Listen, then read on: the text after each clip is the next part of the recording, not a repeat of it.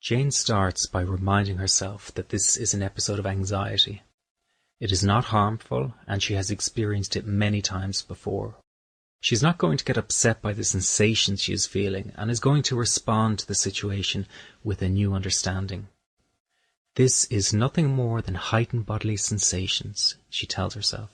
I am not in any danger whatsoever. She begins by simply observing the sensations. Her heart is beating fast and her chest is tightening. Her initial reaction is to pull away and suppress the sensations of anxiety. But now she decides that rather than closing down, she's going to let the sensations run through her body and process this fear. She is well aware that this will take courage and may be an uncomfortable exercise, but she knows she must travel through the anxiety to be fully free of it. She starts by observing the ebb and flow of the anxiety as it rises and falls in her body. Then she starts to embrace it with all her heart and mind by welcoming the increased anxiety and the unusual sensations. This act of welcoming changes her position of power.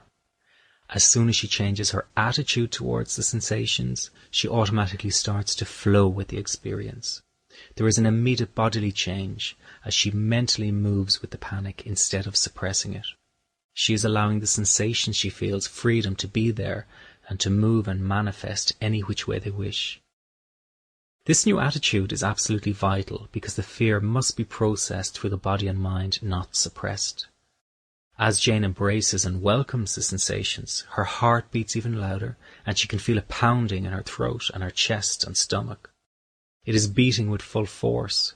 It is as if a floodgate has been opened and the river is gushing out. Feelings of pent-up emotion and anxiety are now being processed, and she may even feel a sense of heat or a hot flush. This is not a calm or tranquil moment for her. It is one of intense feeling.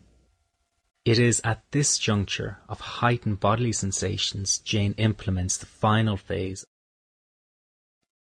She makes a direct request to her body and mind for more. She demands more of the panic, more of the sensations, more of the thing that frightens her most. This is the crucial move that is needed to ensure success and fully process the fear she is feeling.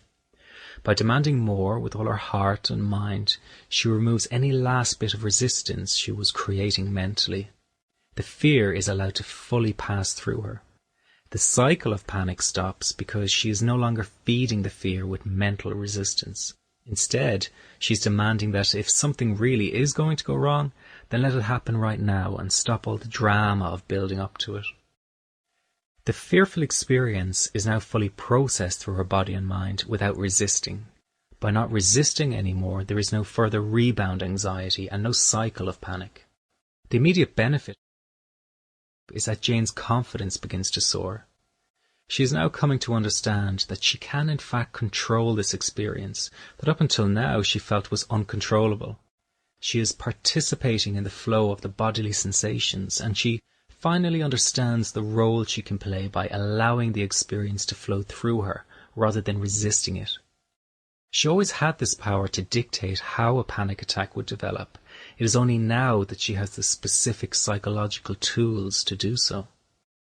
As the anxiety decreases, she is naturally feeling quite jittery and on edge, but she is also feeling jubilant because she knows that if the rush of anxiety were to return at any time, she can trust her body to move through it once more. She can do this as many times as necessary until she reaches a point where the anxious bodily sensations become totally inconsequential. She may get them again, but her new trust will no longer turn the sensations into a panic attack.